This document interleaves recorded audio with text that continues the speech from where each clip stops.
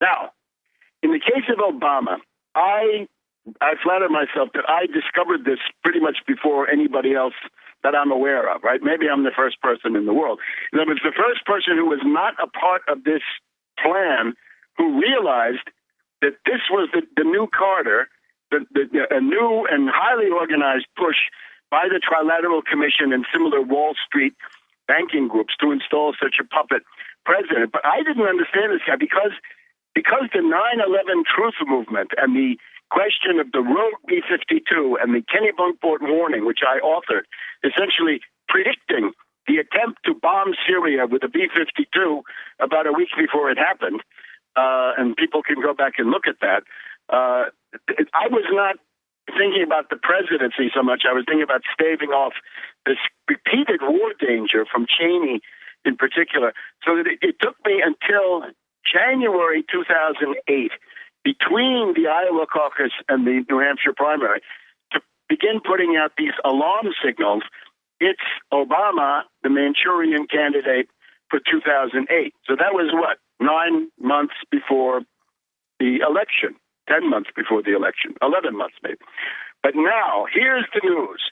I believe I have identified at least one and perhaps two of the Manchurian candidates groomed by Wall Street and the intelligence community and the ruling class in general for 2016. And now this is 2.5 years in advance of the actual vote. And I would direct your attention, therefore, to Ben Sasse, S-A-S-S-E. Ben Sasse, currently the Republican candidate for the Senate, United States Senate from Nebraska.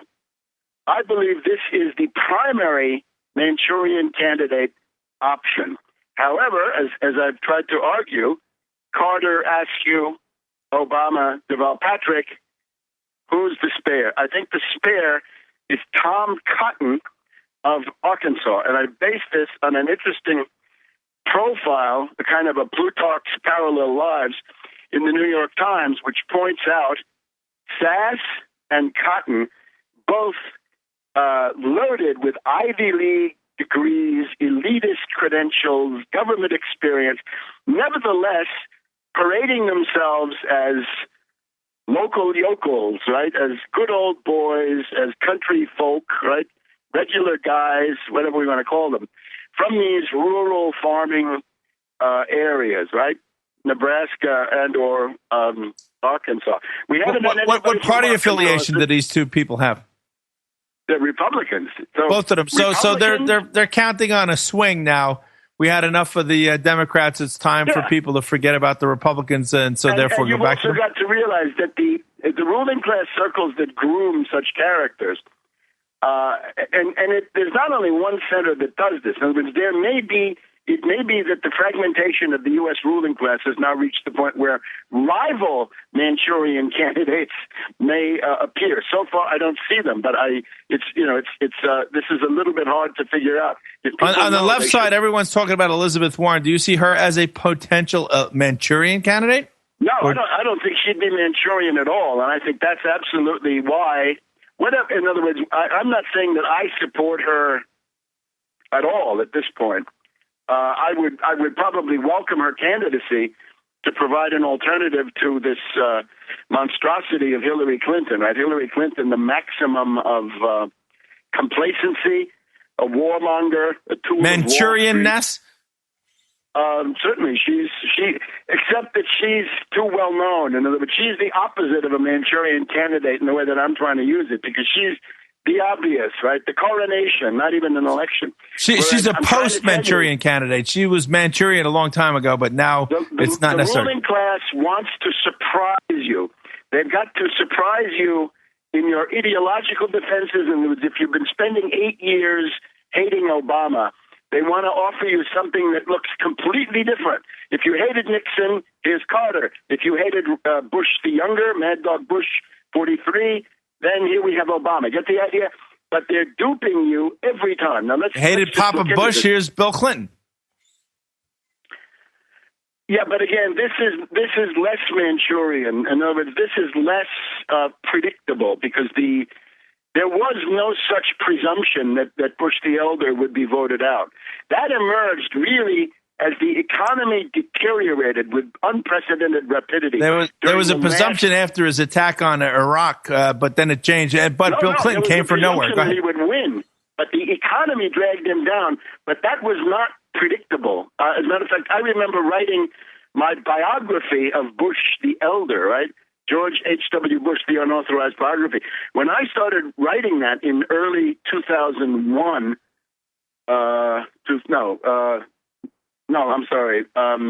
in early 1991. What am I saying?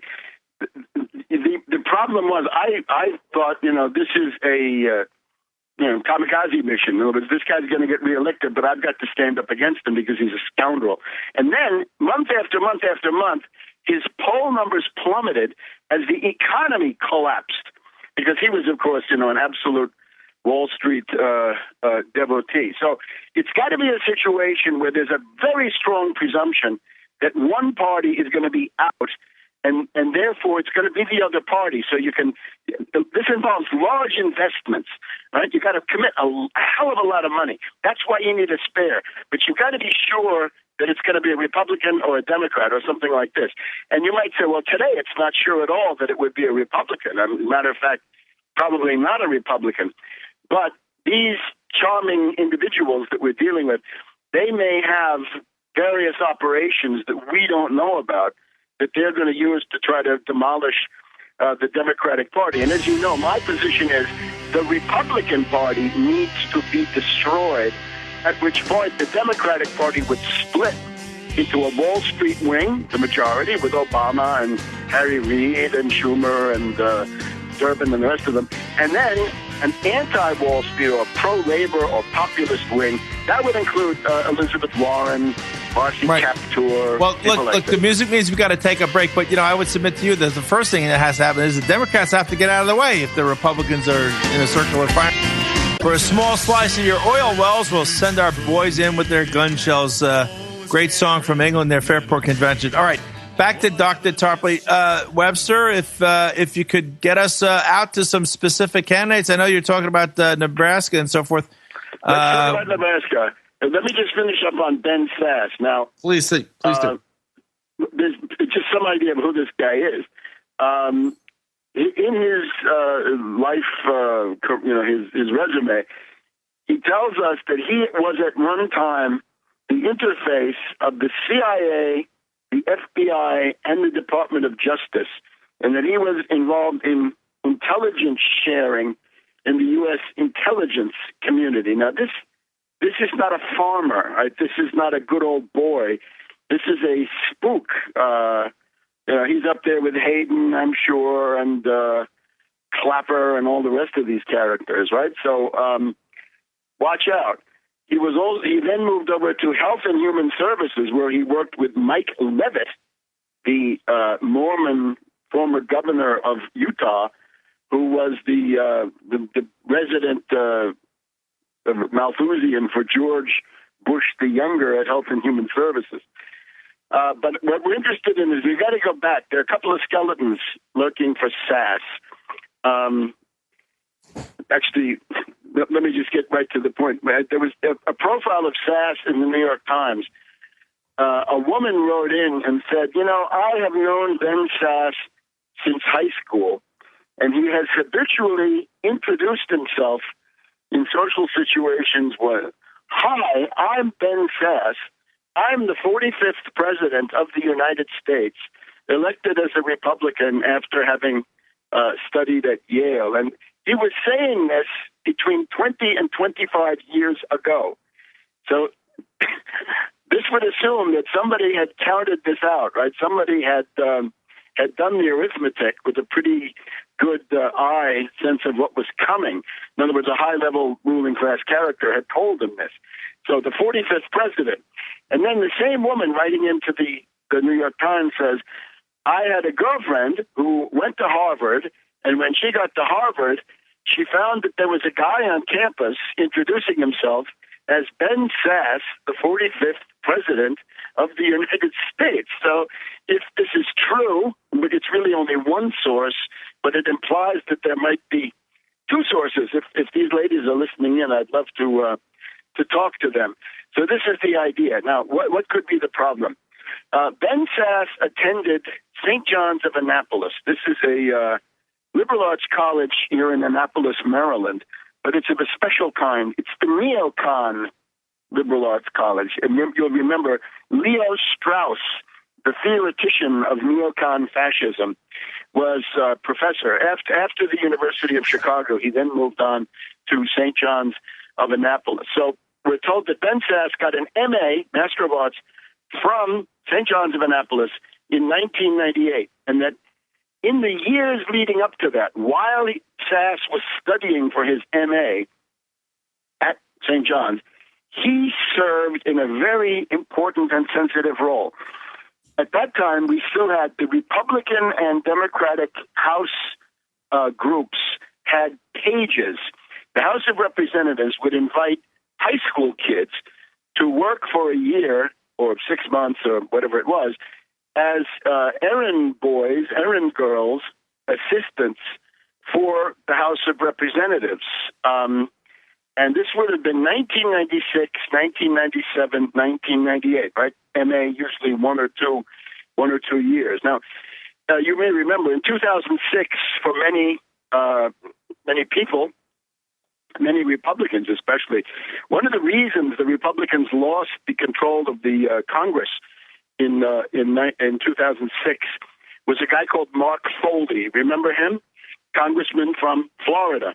And his specialty was molesting these pages who were legally children. They're under 21. They're teeny boppers, right? But they're away from their parents, and they live in dormitories on Capitol Hill and do their work. And then they also have a school because they've got to continue their schooling and their education. This goes on too. So there were four proctors. A proctor was somebody charged with watching over the students, not just academically, but in terms of behavior, safety, not being away at night, all the rest of the stuff. So of the four proctors, these guys were also tutors. They would help with academic subjects and schoolwork. Ben Sasse was one. So here's the problem. If we're talking about approximately 96, 97, 98, or thereabouts, these are the years when Mark Foley of Florida had just arrived at the Congress and had begun to molest these children. And he was joined by another Republican colleague, Jim Kolbe, Kolbe, who took, you may remember this story, took some of these kids on a boating jaunt down the Colorado River, I guess the Grand Canyon. And during that, he made all kinds of improper advances and tried to molest these kids. So the first question that has to be asked and answered is, Ben Sasse, when you were one of the four proctors supposedly taking care of the kids, the high school kids, in the House Page program, what did you do? Where were you when Mark Foley was notoriously molesting these kids? And although Foley was only kicked out in 2006, he had arrived there in 1995 and had, according to published accounts that we can cite, had begun molesting the kids. If you want to look at some story under Sasse's watch. On his watch, absolutely. Sasse watch. Wayne Madsen. For people who know Wayne Madsen has an initial article about this, and I know he's interested because I think he sees also this potential for the Manchurian candidate. So is Sasse a part of this activity, or is he a front man protecting it? What is he? Well, I think another question, serious question, is he compromised because he may have been neither, but he was either responsible or, he should have been knowledgeable. So that means that, they got him. If you call yourself an evangelical Christian out there in Nebraska, is this who you want to represent you? Now, here's the other thing. It gets the plot thickens. More recently, Sasse was the president of a small university in Nebraska. It's called Midland University.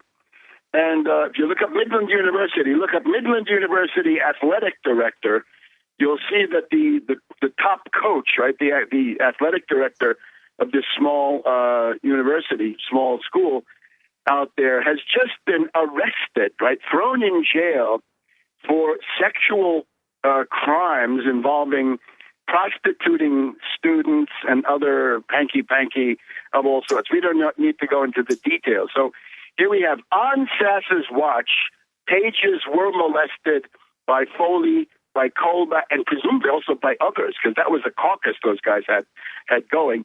And just in the last couple of years, right, at Midland University, Sasse shows up as president. On his watch, students were subjected to sexual abuse, prostitution went on, and other things, and the athletic director had to be arrested and thrown in jail. Now, is that and Dr. Tarpley, I got you on all that, but I just want to add, I tried to throw it in before. Yes, on its face, if the man either was part of this or should have known, that's bad. But isn't there another dimension in that maybe his culpability is being overlooked and therefore he's being blackmailed? So he's the ideal candidate because if he ever gets out of line, bada boom. Well, this of course is fairly standard, right? We're talking about Nebraska. So as soon as we're talking about Nebraska, those of us with a certain historical memory will realize that at about, let's say, 1990 or thereabouts, say 25 years ago, Nebraska or Omaha was a headline that meant pedophiles, and it meant the abuse of children. This is the so-called Larry King Franklin Savings and Loan scandal of Republican plutocrats in the state of Nebraska. And you have to assume that some of those tendencies were never rooted out. So they're perhaps still there. The general idea there was, if you were an aspiring politician, you had to, you really were not acceptable unless you were willing to be photographed in flagrante delicto, as they used to say, in the midst of these illegal activities, so that your owners could always destroy you. In other words, they would always have a mechanism of control. They could say, oh, you vote against what I want? I'll destroy your career within 24 hours. So that is fairly standard, right? And that, that's all this homoerotic stuff that's rumored, all these skull and bones and stuff, that there's part of the initiation. Right. They got that on you in case you ever, you could rise, but, if you ever get out of line, wham. We'll be right back after this. All right, good friends, welcome back. Tom Colley, INN World Report. We're coming down the home stretch with Dr. Webster Griffin Tarpley. Dr. Tarpley's been laying out, I think, very in great detail, the false choices that we're presented with, the back and forth, the oligarchy having candidate after candidate and backup candidate after backup candidate. And Dr. Tarpley, you're laying out, it looks like the swing, all right, we've had two Democratic administrations, one after the other. It's time maybe to go back toward the Republicans. Maybe everybody forgot about how bad it hurts when they're in charge. And you talked about these two candidates that they've already got lined up. Yes, and I would also add, from my point of view, it's important that there never be a Republican president ever again, because if you get a Republican president, you will have war. It should be clear to everybody. If Romney had been president, you would have had war with Syria last September. You might have had war with Iran at any number of points, and you'd probably have war with Russia, given the fact that Romney was, of course, governed by the White Horse prophecy of the Mormons, like Joseph Smith, which points to an apocalyptic Armageddon with Russia at the end of that. But the other thing, of course, if you had the Republicans in, they would then pack the Supreme Court with fascist judges, and at that point, you can essentially abolish the franchise, which is what Republicans are doing. Everybody knows that Republicans are attempting to prevent blacks, Hispanics, old, young, poor from voting, right, using these subterfuges, right, that they have. The other thing is, I would point to Michigan. We've had people like Reverend Edward Pinkney arrested for gathering signatures to eject the mayor, Mayor Hightower, who was an agent of Whirlpool Corporation, Wall Street controlled, and then the attempt to throw Congressman Conyers off the ballot, which I think has failed. I hope it's failed. I'm going to be checking that in time for my own program tomorrow. So if you get any Republican president, they will attempt to start wars, to deprive people of their voting rights, and create a permanent austerity dictatorship for which the Republican Party is an adequate vehicle. The Democratic Party, much less so, much harder to do a real dictatorship with the Democrat, right? Whatever people think. Now, fortunately, you don't have to sit back and watch Sasse ride into the Senate, right? He would get to the Senate at the beginning of 2015 if he wins, and then he'd already declare his candidacy within a year, 6 months or so, in the same way Obama did. He learned from Obama. Don't stay in the Senate. You have to make votes. As soon as you make votes, you have a record. Then you've turned some people off, and then you become weaker and weaker the more votes you take. So, fortunately, there is the tax Wall Street party. So there should never be a Republican. It doesn't mean there should be a Democrat. Somebody should come forward with an alternative to this. We're trying to do it. It's called the Tax Wall Street Party. It works together with the United Front Against Austerity. And there in Nebraska, you're going to have Dan Burdorf, Buhdorf, a fifth-generation Nebraskan, and you can find him at danfornebraska.com, I believe, danfornebraska.com. He is currently gathering signatures to be on the ballot. If you're anywhere near Nebraska, get in touch. You can contact me through tarpley.net. Go to the Speakers Bureau contact feature. Send me an email. I'll forward it on to the people in Nebraska. Dan operates out of Lincoln, but we're obviously all over the state. Now, here's the idea: you don't like Wall Street? Well, attack Wall Street. If you're smart enough to figure out that Wall Street is your main enemy and that government is merely the battlefield where you confront Wall Street, if you're smart enough to do that, then you've got to attack Wall Street. Wall Street is the main enemy, and therefore, the Wall Street sales tax, the 1% tax on all transactions, right? As you've said, Tom, if you buy a pair of shoes, you're going to pay between 7 and 12% state sales tax, depending on the state. 8.25 here in New York City. Okay, when you it's up to it's higher. I think it's almost 12% in California. But the idea being that when if I have flash trading, there's this influential book, Flash Boys. The Flash Boys can do 1 million trades per second of flash trading, and they pay absolutely zero sales tax. May I say something to get your comment, Webster, on that point? Yeah. Okay. Isn't it the standard BS that the reason against this is because it'll be bad for business, it'll hurt the economy? How much more hurt can we sustain in the economy? Okay. When is the economy? They've gotten everything they've asked for. They've gotten everything they wanted. They've gotten carte blanche. They've lowered the tax rates, everything else. What are they talking about? Well, the argument against it, which might have been valid, 30 or 40 years ago, although I don't even think so. Lord Keynes, in Lord Keynes, I think in the General Theory in the 1930s, says you should have a tax on financial transactions, financial turnover. The argument is that those are capital markets, so you don't want to hobble or interfere with the capital market. But it's not a capital market. If you're doing flash trades at 1 million transactions per second, that's a gambling den. It's not a capital market. It's pure speculation. Has nothing to do with capitalizing. It's point shaving, right? It's making a profit off of point shaving. Nebraska. Dan Burdorf, Dan for Nebraska. We wanted to come out also for the idea of seizing the Fed, or as you put it, deprivatizing the Fed, nationalizing the Fed, that the needs of the country have to be served, right? The Federal Reserve, under this stupid woman Yellen, is that she is the servant of the bankers rather than being the servant of full employment, rising standards of living, the growth of the U.S. economy, competition with foreign states like China and so forth that we need to think about. So, and then, especially for the farm sector, parity agriculture. In other words, restore 100% of parity under the Agricultural Adjustment Act from the 1930s, so that a farmer is guaranteed a base price which is sufficient to cover the cost of production, a reasonable profit, the living of the farmer and his family, or her family, and then the idea that there's got to be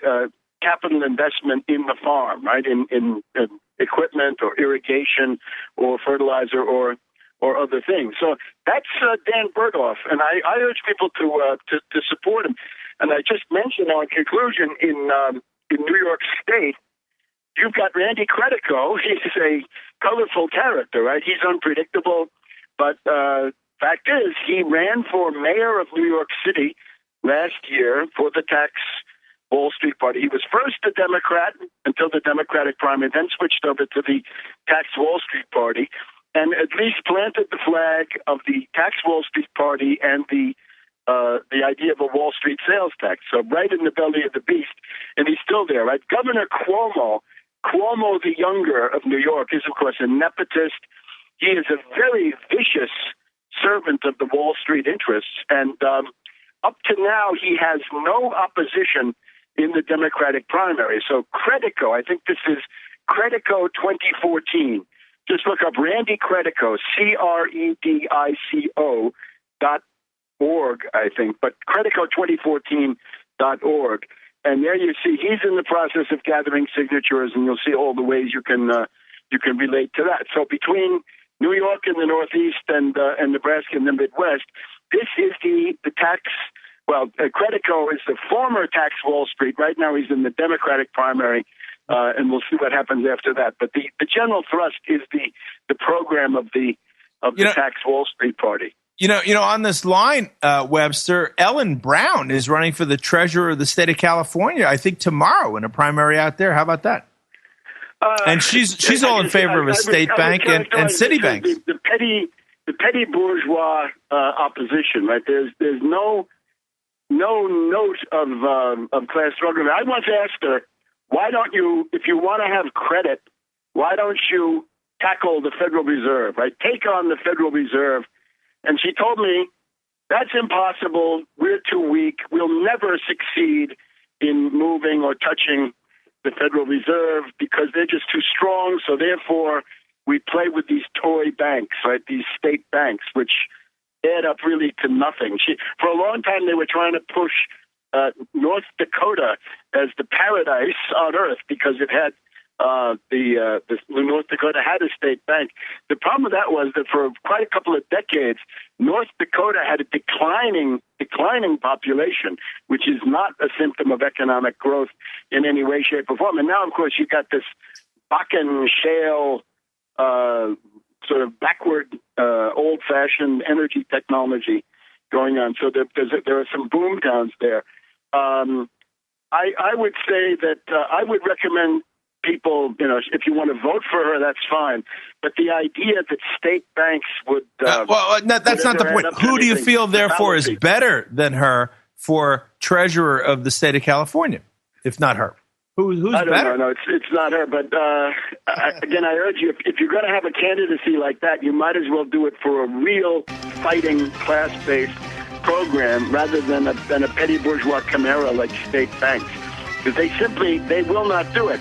If you do what I say, in the aftermath of that, there would become then a possibility of having state banks. But unless you target the Federal Reserve, and I think your listeners can probably understand this, you've got to target the Federal Reserve, break their power, go at them, right? Don't dodge that irrepressible conflict. Once the Federal Reserve has been nationalized or deprivatized, then all sorts of things become possible, among them state banks. But if you try to do it with the state bank first, it's a failure. And I think she ought to tell people what she once told me, right? That she's not going to attack the Federal Reserve because she thinks it's impossible. All right, cart before the horse. That's all the time. Webster Tarpley will be back on Tuesday night. Tarpley.net. Go there, and it's great.